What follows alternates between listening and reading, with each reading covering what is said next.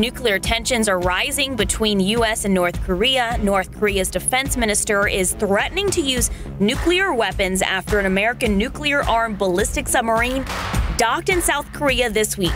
The warning comes as the U.S. is still working to locate the American soldier who crossed into North Korea on Tuesday without authorization. The U.S. is deploying thousands of Marines and additional forces to the Middle East. The move is in response to recent Iranian attempts to seize commercial shipping vessels. Earlier this month, the U.S. stopped Iran from seizing 2 tankers in the Gulf of Oman, including one instance in which an Iranian vessel opened fire on a tanker. This summer is starting out as the hottest in record world history. A new report shows last month was the hottest June on record globally, and ocean surface temperatures hit new highs for the 3rd straight month.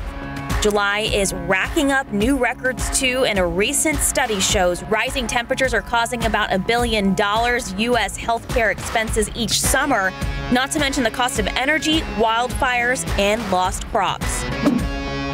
The House has passed an FAA reauthorization bill which renews funding at the agency, as well as the National Transportation Safety Board for the next 5 years. It also includes measures to improve operations, expand the workforce, invest in airport infrastructure, and improve the passenger experience for air travel. The Senate still has to pass its own version of the bill.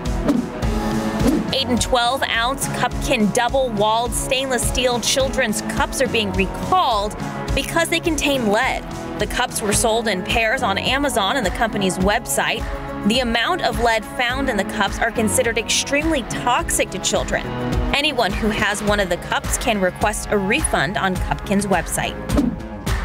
Good news for house hunters. The average 30-year mortgage rate slipped to 6.78% this week, the lowest in a month. Existing home sales dropped to a 5-month low last month, brought down by a chronic housing shortage, which is also slowing the decline in home prices.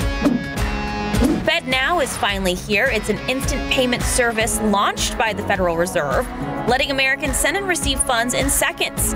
The long-awaited move will compete with private sector systems and brings the U.S. in line with other countries that have had similar services for years. The Fed won't charge people, but banks could pass on costs or lower the current payment cap of $500,000. Amazon is bringing its pay-by-palm technology to more Whole Foods stores by the end of the year. Whole Foods customers who choose to use Amazon One won't need their wallet or a phone to pay. They can simply hold their palm over an Amazon device. However, not everyone is on board for paying by palm. Some privacy experts have raised concerns about Amazon One and sharing biometric data. Your chances of becoming a billionaire might be gone, but you could still be a multi-millionaire. Tonight is the Mega Millions drawing. The jackpot is at an estimated $720 million. This is only the 5th time in Mega Millions history that the jackpot surpassed the 700 million mark. It has a cash value of nearly $370 million. So get your tickets before tonight's drawing, and good luck. And that's today's Night at 9.